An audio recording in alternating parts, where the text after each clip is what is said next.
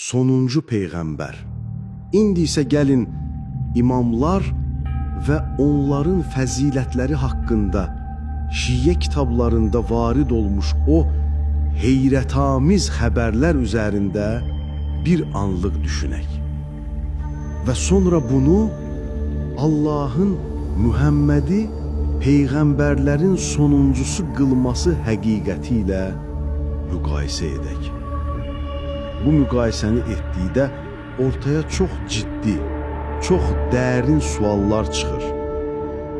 Əgər şiə kitablarına inanmalı olsaq, 12 imam kimdir?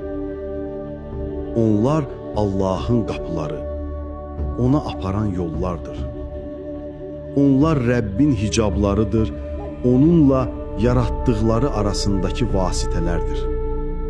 İnsanlar yalnız və yalnız onlarla hidayət taparlar. Onlar Allahla insanlar arasındakı vəsilələrdir və cənnətə yalnız onları tanıyanlar daxil olacaqlar. Onlar şəriətin qoruyucularıdırlar, onun himayədarlarıdırlar və onların bu işdəki halı bir peyğəmbərin halıdır və şəriətin ilahi hökmləri yalnız onların bulaqlarından içilir. Onları başqalarından öyrənmək səhih deyildir. İmamlar mələklərə, peyğəmbərlərə və rəsullara verilmiş bütün elmləri bilirlər. Onlar Allahdan bir əhd, ondan bir buyruq olmadan heç bir şey etməzlər. Mələklər onların evlərinə daxil olurlar, xallarına ayaq basırlar və onlara xəbərlər gətirirlər. Onlar ölüləri diriltməyə, körləri və cüzzam xəstələrini sağaltmağa və peyğəmbərin bütün möcüzələrinə qadirdirlər. Cinlər onların xidmətçiləridir, onlara görünürlər və dini təlimləri onlardan soruşurlar. Və nəhayət, Allahın qatından endirilmiş bütün kitablar onların yanında var və dillərinin fərqli olmasına baxmayaraq, bu kitabların hamısını bilirlər. İmamlar haqqında şiə kitablarındakı bu vəsflər o qədər mübaliğəli, o qədər əhatəlidir ki, şiə alimlərinin bu vəsfləri İslam şəriətinin qəti nasları ilə uzlaşdırmaq cəhdlərinə təəccüblənməmək, heyrət etməmək mümkün deyil. Məsələn, Əl-Kuleyni Əl-Kəfi kitabında açdığı bir başlığın altında Allahın imamlara dəstək olaraq göndərdiyi xüsusi bir ruh haqqında danışır. Bu başlıqda gətirdiyi hədisdə Əbu Bəsir deyir: Əbu Əbdilləhdən Allahın bu ayəsi haqqında soruşdum. Biz sənə öz əmrimizdən olan ruhu vəhiy etdik. Sən kitab nədir, iman nədir bilmirdin. O dedi ki, ruh Allahın yaratdığı məxluqlardan bir məxluqdur ki, Cibril və Mikaildən də əzəmətlidir. Allahın elçisi ilə bir yerdə idi. Ona xəbər verərdi, onu dəstəkləyərdi və o ondan sonra imamların yanındadır. Bu, Əl-Kuleyninin həmin başlıqda gətirdiyi birinci hədisdir və Əl-Məclisi onun səhih olduğunu deyir. Beləliklə də onların iddiasına görə Allahın elçisinə kitabın və imanın nə olduğunu öyrədən Cəbrail və Mikail kimi ən böyük mələklərdən də daha əzəmətli olan bir məxluq, indi də imamların yanında olub onlara dəstək verir.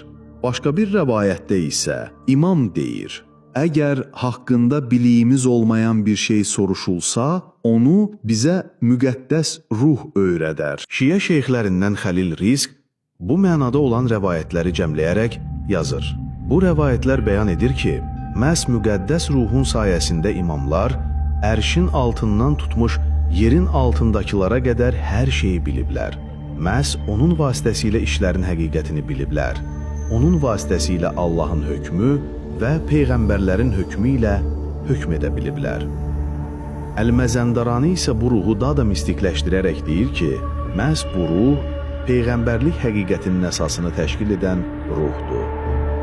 Aydındır ki, onların iddiasına görə peyğəmbərləri peyğəmbər edən o ilahi ruh eyni dərəcədə, eyni qüvvədə imamlarda da mövcud olub. Təqdim olunan rəvayətlərdən ortaya çıxan reallıq budur ki, imamlar da peyğəmbərlər kimi birbaşa vəhiy alırlar, aradakı fərq isə sadəcə vəhyin metodundadır. Əl-Kuleyni səhih olduğunu verdiyi rəvayətlərdə bu metod fərqini belə izah edir. İmamdan soruşurlar, Rəsul nədir, Peyğəmbər nədir? O cavab verir, Peyğəmbər odur ki, yuxusunda görür, səsi eşidir, amma mələyi eyni ikən görmür. Rəsul isə odur ki, həm səsi eşidir, həm yuxuda görür, həm də ayıq ikən mələyi görür. Sonra soruşurlar, bəs imamın mərtəbəsi nədir? Cavab, səsi eşidir, amma mələyi nə yuxuda, nə də ayıq ikən görmür. Başqa bir rəvayətdə isə fərq belə qoyulur. Peyğəmbər sözü eşidir, bəzən də şəxsin özünü görür, imam isə danışılanı eşidir, şəxsi isə görmür. Beləliklə, bütün o böyük fərq budur. Peyğəmbərlər mələkləri görürlər, imamlar isə görmürlər, sadəcə eşidirlər. Şeyx Əl-Mufid öz Əvail Əl-Məqalət kitabında təsdiq edir ki, bəli, imamlar mələklərin özlərini görməsələr də onların danışıqlarını eşidirlər. Amma sonra da israrla vurğulayır ki, Peyğəmbərdən sonra vəhiy kəsilib, ona görə də buna vəhiy demək olmaz. Burada aşkar bir ziddiyyət ortaya çıxır. Əgər imamlar Allahdan birbaşa ilham alırlarsa, mələklərin səsini eşitməklə elm öyrənirlərsə, bunun adı nədir? Əl-Mufid bu ziddiyyətdən çıxmaq üçün çox qəribə bir dil oyunu oynayır. O yazır ki, vəhiy sözünün əsli gizlin söz deməkdir. Lakin İslam şəriətində bu ad yalnız rəsullara xas edilib. Bəli, Allah Musanın anasına, bal arısına da vəhiy edib. Amma bu, peyğəmbərlik vəhyi deyil. Və biz də etiqad edirik ki, Allah Peyğəmbərdən sonra imamlara gələcəkdə baş verəcək şeylər haqqında sözlər eşitdirir. Lakin müsəlmanlar Peyğəmbərdən sonra heç kimə vəhiy gəlmədiyinə icma etdikləri üçün biz buna vəhiy adı vermirik. Yəni, mahiyyət və məna olaraq tamamilə eynidir, amma şəriət bizə sadəcə bu adı işlətməyi qadağan edib. Məna qalır, ad gedir. Həsən Milxilli kimi sonraki alimlər isə bu izahı daha da dərinləşdirirlər. Deyir ki, bəli, imamlara da vəhiy gəlir, amma onların vəhyi Mühəmmədin şəriətini nəsx edən, yəni ləğv edən növdən deyil. Yəni, hər ikisi də vəhiydir, sadəcə birinin növü fərqlidir, daha təhlükəsiz növdəndir. Bir başqası, Əl-Miqdad Əs-Suyuri isə deyir ki, imamlar vəhyi birbaşa yox, vasitə ilə alırlar. Məsələ bununla da bitmir. Mühəmməd Asif Muhsini imamların elmləri haqqında gələn rəvayətləri 31 növə ayırır. Gəlin bir neçəsinə baxaq. Onlar peyğəmbərlərdən daha biliklidirlər. Onlar Allahın elminin xəzinədarlarıdırlar.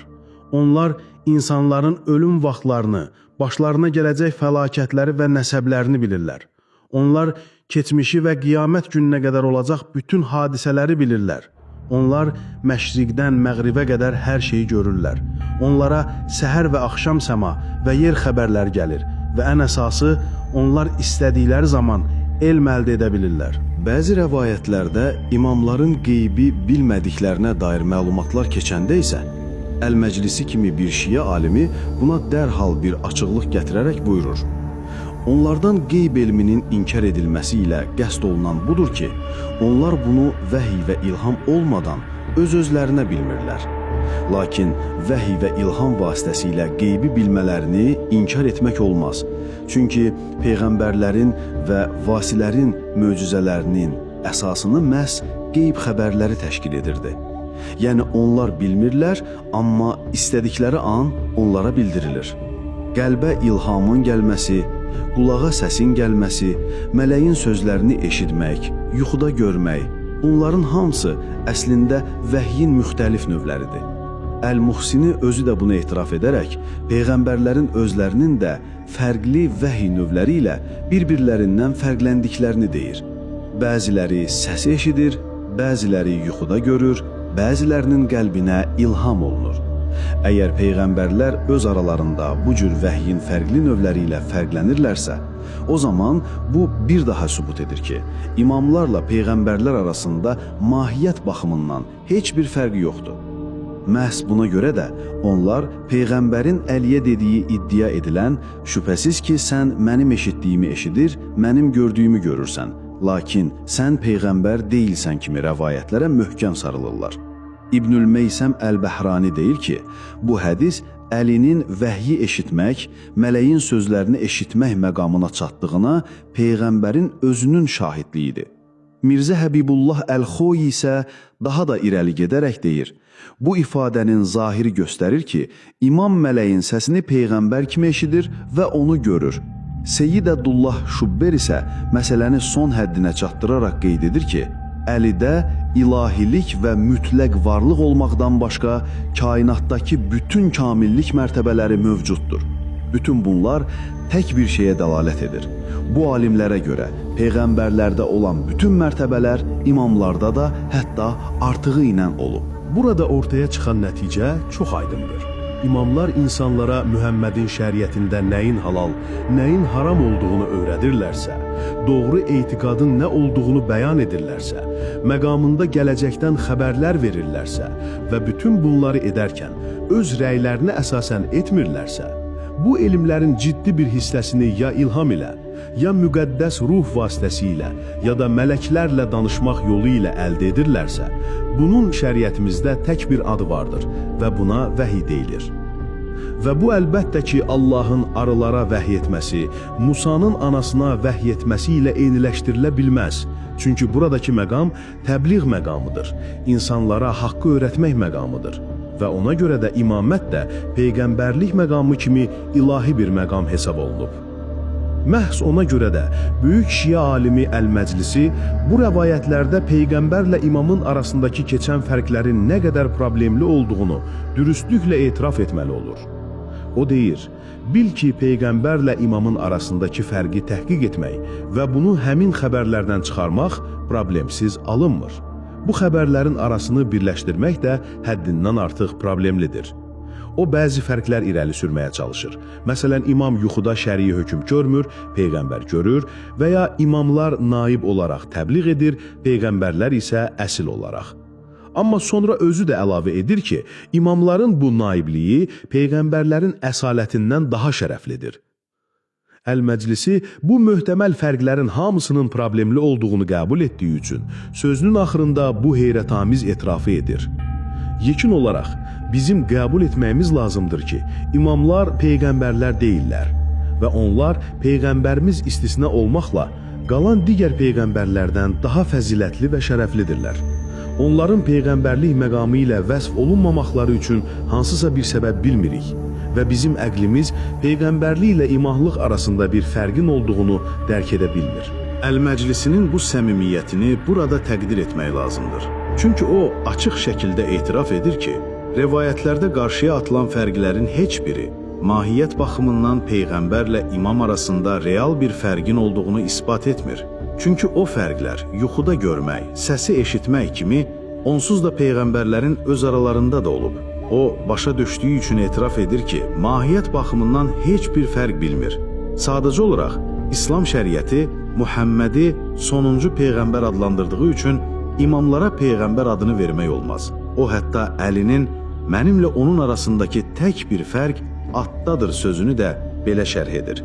Yəni ki, mən onun bütün kamilliklərdə şərikiyəm. Fərq sadəcə addadır. Və bu, təkcə Əl-Məclisinin fikri deyil. Şeyx Əl-Mufid də eyni şey deyir. Bizim imamların peyğəmbər adlandırılmasını yalnız şəriət qadağan edir. Yoxsa əql bunu qadağan etmir. Süleyman Əl-Həcuzi isə məsələni daha da açıq qoyur. İmamların peyğəmbərlik adından məhrum olmalarının səbəbi onların məqamının qüsurlu olması deyil. Sadəcə olaraq, onlar sonuncu peyğəmbərdən sonra gəldikləri üçün bu ad onlara verilməyib. Əgər ondan əvvəl yaşasaydılar, onlara da peyğəmbər adı veriləcəkdi. Əs-Səduq isə bu məntiqi tarixi bir kontekstdə oturdur.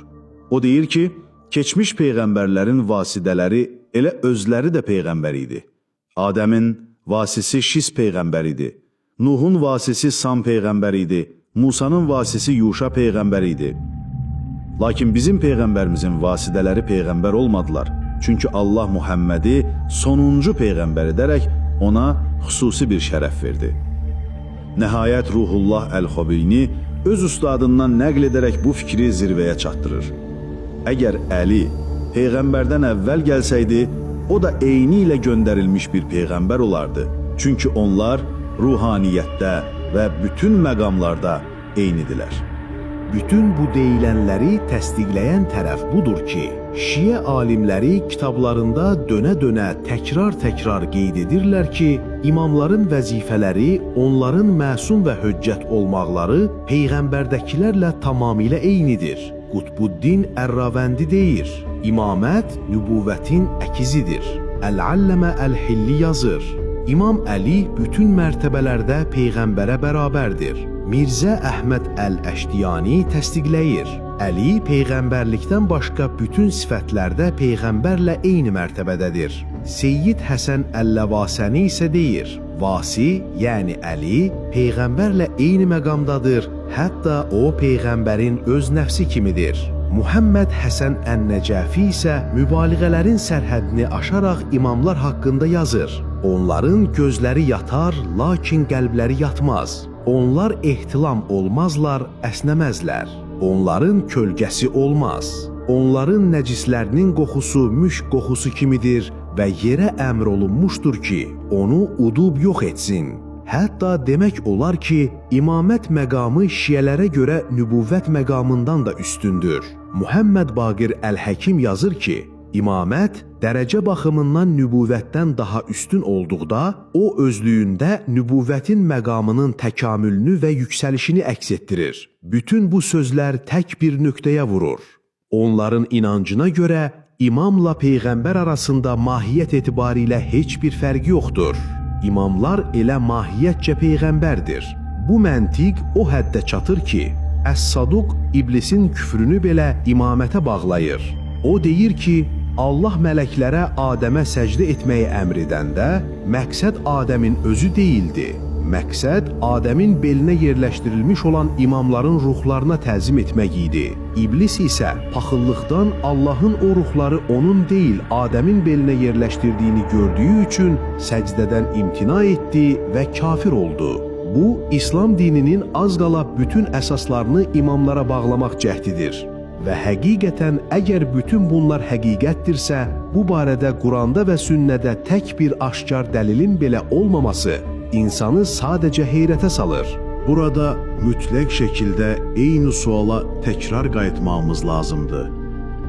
Əgər təbliğ, məsumluq, möcüzə kimi Peyğəmbərin ən təməl vəzifə və xüsusiyyətləri sonuncu Peyğəmbərin vəfatı ilə dayanmayıbsa, əksinə ondan sonraki 12 imamda eyni ilə hətta daha üstün bir şəkildə davam edibsə, o zaman sonuncu Peyğəmbər etiqadının mənası nədir?